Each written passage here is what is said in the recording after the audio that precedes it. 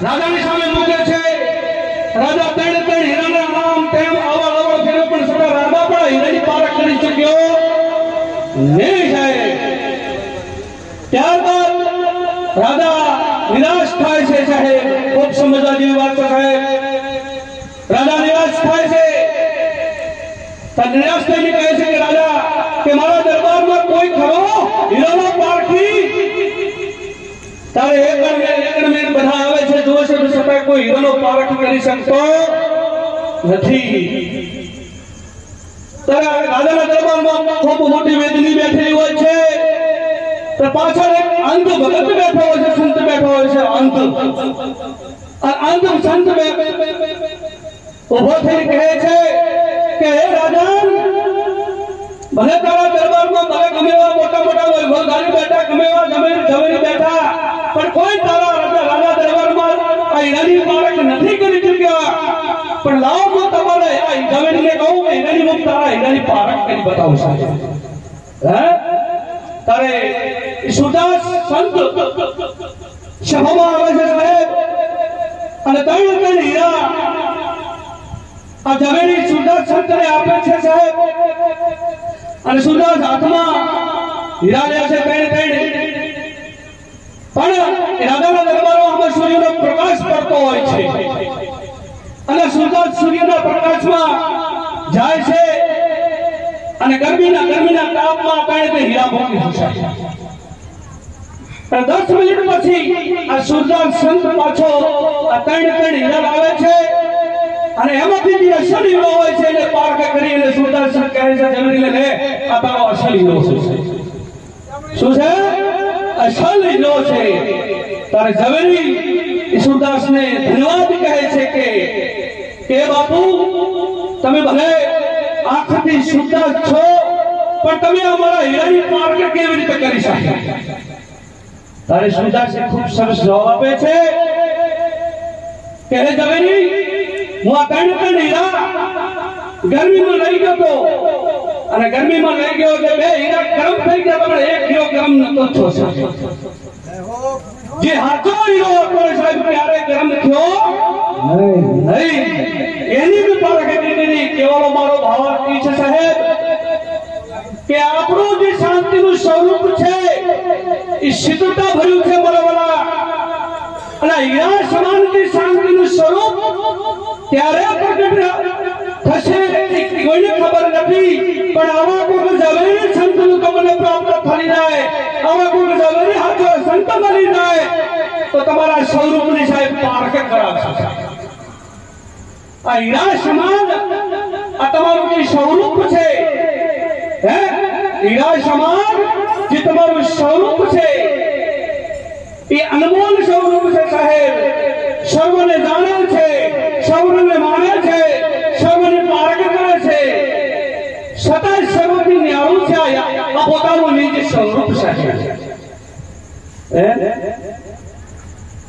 કારણ કે આ નિજ સ્વરૂપ કે વનમાં નથી કે જંગલમાં નથી કે પહાડોમાં નથી નિજ સ્વરૂપ તમારા સ્થિર પદમાં છે સાહેબ એટલે પોતે પોતાની ઓળખાણ કરી લો મારા સાહેબ અને પોતે પોતાની ઓળખાણ એટલે આ શરીર રૂપી સાધન બન્યું છે આપણે શરીર ચાહે નારીનું છે કે ચાહે પુરુષનું છે પણ બંને નર અને નારીના જે દેહની અંદર જે ચૈતન્ય સ્વરૂપ જે પોતાનું સ્વરૂપ પ્રગટ છે એની આપણે પારખ કરવાની છે સાહેબ આ ચૈતન્ય સત્તાથી તમે સર્વને જાણો છો આ ચૈતન્ય સત્તાથી તમે ઈશ્વરને જાણો છો આ ચૈતન્ય સત્તાથી તમે નામને જાણો છો આ ચૈતન્ય સત્તાથી તમે બ્રહ્મને જાણો છો આ ચૈતન્ય સત્તાથી તમે સર્વને માનો છો અમારા માધ્યમ રામનું શરીર હતું ત્યારે બધાને પ્રેમથી બોલાવતા હતા હરખથી બધાને સ્નેહ આપતા હતા પણ હવે એમનું શરીર નથી કે ખોટો આપણને આવકાર કે પાણીનો લોટો ના ભરી આપે મારા વાળા પણ એ સાકાર સ્વરૂપ હતું ને એ બધું કામ કરી શકે બાકી નિરાકાર કોઈ પદ નથી નિરાકાર એક પદ છે સાહેબ નિરાકાર એ એક પદ છે કે કોઈ વસ્તુ જેનો કોઈ આકાર નથી, શું સાધનથી તમે જાણો કે નિરાકાર છે સાહેબ? શું સાધન છે તમે કઈ દ્રષ્ટિએ પ્રગટ કરી કે નિરાકાર છે, જેનો કોઈ આકાર નથી? કારણ કે સાકાર વગર કોઈ વસ્તુને તમે પારખ કરી શકો નહીં. આજે મારું શરીર છે, આ શરીર માટે હું તમને બધાને આજે અહીંયા આ માયક દ્વારા તમને સત્સંગ આપી રહ્યો છો, પણ શરીર સાધન છે ત્યારે આપી રહ્યો છું ને. પણ આ શરીરથી હું નીકળી ગયું તો શું મારું શરીર તમને સત્સંગ કરી શકશે? કહું સાહેબ, ન કરી શકે છે. એટલે કે છે તમે કોઈ હાથા જમીનને સત્સંગ કરો.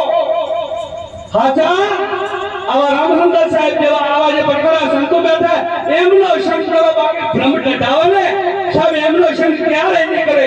કારણ કે પોતે ડૂબી ગયા છે, બીજું શું તમને તારશે સાહેબ? હે, પોતે ડૂબી ગયા છે, તમને બીજું શું તમને તારશે સાહેબ? એટલે પ્રત્યક્ષ નિરીક્ષણ નિચોડ સાક્ષાત પોતાનો જ સ્વરૂપની પ્રાપ્તિ કરાવે એ જ સાચો સંત છે, એ લીલા સમાન છે. એટલે પ્રભુ આપણે મારી બે હાથ જોડીને વંદન છે. અહીંયા હમણાં ખૂબ સરસ વૈષ્ણવ વિષયની વાત કરી હતી. અમારું એક મંડળ ચાલે છે સાહેબ, ભજન સત્સંગ મંડળ યાત્રા વૈષ્ણવ અભિયાન. છેલ્લા અમે 12 મહિનાથી આ મંડળ ચલાવે છે. અમારા શારદા સાહેબ બેઠા છે અહીંયા, એ મારા સાથે છે. કારણ કે ગામડે ગામડે ફરી અમારું ઘરનું સાઉન્ડ લઈ જાય છે. 1 રૂપિયા પણ ભેટ પૂજા લેતા નથી. ઘરેથી ખાઈ અને કદાચ ભાવથી કોઈ સમય ગામવાળા જમવાનું આપે તો પ્રેમથી જમી લે છે. અને સખત અમે વ્યસન ઉપર ભાર મૂકો છે સાહેબ, વ્યસન ઉપર ખૂબ ભાર મૂકો છે. કારણ કે વ્યસન એક ઘરની અંદર પોઈઝન સ્વરૂપ બની ગયું છે સાહેબ. વ્યસન એક પોઈઝન સ્વરૂપ બની ગયું છે આપણા ઘરની અંદર. આજે જુઓ સાહેબ, અહીં તો કદાચ બહેનો ગુટકા નહીં ખાતી હોય, તમાકુ નહીં ખાતો, પણ અમારા બાજુ સાહેબ ખૂબ નાની નાની દીકરીઓ બહેનો ઓઠામાં સાહેબ તમાકુ ભરતા હોય છે, ગુટકા ખાતા હોય છે સાહેબ. માતાનો અવતાર છે, લક્ષ્મીનો અવતાર છે, માં શક્તિનો અવતાર છે, માં જોગમાયાનો અવતાર છે સાહેબ. અલ્લાહ આધ્યા શક્તિ ઉઠીને આજે જે પશુ જનાવર નથી ખાતું એ ઓઠામાં દાણાનો ભરતો છે. તમારા કોઠે તો ખરેખર શ્રી રામનો અવતાર થયો છે. તમારા કોઠે શ્રી ખરેખર કૃષ્ણ ભગવાનનો અવતાર થયો છે. તમારા કોઠે આ બધા સંતોનો અવતાર થયો. તમે ઉઠીને ખરેખર ઝેર મુખમાં નાખો છો. બીજું નાના નાના નવ યુવાનો ખૂબ આજે સાહેબ અહીંયા હું તો જોઉં છું ઘણી વાર સાહેબ કે દિવસની અંદર 400 રૂપિયાની મજૂરી કરતા હોય છે સાહેબ. અને 400 રૂપિયાની મજૂરીની અંદર 200 રૂપિયાનો માવા મસાલા તમાકુમાં કાઢી નાખતા હોય છે સાહેબ. માવા મસાલા અને તમાકુમાં કાઢી નાખશે. માવા મસાલા અને તમાકુની અંદર એક નિકટન નામનો અંગ્રેજ લોકોએ ઝેર મૂક્યું છે, તમને કોઈને ખબર નથી સાહેબ. નિકોટિન નામનો ઝેર મૂકી દીધું છે. એ ઝેર એટલા માટે મૂકવામાં આવ્યું છે કે જે આપણા ભારત દેશની અંદર આપણી શક્તિશાળી પ્રજા હતી સાહેબ, એ શક્તિશાળી પ્રજાને નાબૂદ કરવા માટે આ ભોજન ઝેર મૂકવામાં આવ્યું છે સાહેબ. ધીમું ઝેર મૂકવામાં આવ્યું છે, પણ આપણે સાહેબ એને સમજી શક્યા નથી સાહેબ. તમે જો માવો અને તમાકુ મોઢામાં નાખો સાહેબ, તારી નિકોટિન નામનું ઝેર આપણા ઓઠાની અંદર જાય છે. અને ઓઠામાં જાય તાર સૂક્ષ્મ અંદર કીટાણુ પ્રગટ થાય છે. એ સૂક્ષ્મ કીટાણુ શેના પ્રગટ થાય સાહેબ? એ કેન્સરના સૂક્ષ્મ કીટાણુ પ્રગટ થાય છે, પણ તમને કોઈને ખબર પડતી નથી. તમારી ધારણા શક્તિ, તમારી મનોબળ શક્તિ જો હશે ને તો એ શક્તિનો સામનો કરશે. પણ તમારી અંદર ધારણા શક્તિ, મનોબળ શક્તિ નહીં હોય ને તો સાહેબ એ શક્તિનો સામનો ક્યારેય નહીં કરી શકે અને કેન્સરનો રોગ પ્રગટ થશે. અપ્રત્યક્ષ સાહેબ, કારણ કે મેં તમારી નજરે સાહેબ મેં જોયેલા છે, મારા હગાવાળાના બે ત્રણ જણા મેં જોયા સાહેબ, અડધા ઘરમાં કાપેલા મેં નજરે સાહેબ ઓપરેશન કરતો સાહેબ, તે અમને સાહેબ એ મને સાહેબ દુઃખ થાય છે સાહેબ. મારી બે હાથ જોડીને વિનંતી છે, હું તો એક ભગત છું કે સંત ગણો કે તમારો એક ભાવિક ગણો જે ગણો, પણ મારી બે હાથ જોડીને વિનંતી છે બહેનો અને ભાઈઓ કે આજથી સંકલ્પ કરજો કે હું કોઈ પ્રકારનો વ્યસન નહીં કરું મારા સાહેબ, કોઈ પ્રકારનું વ્યસન નથી કરું મારા સાહેબ.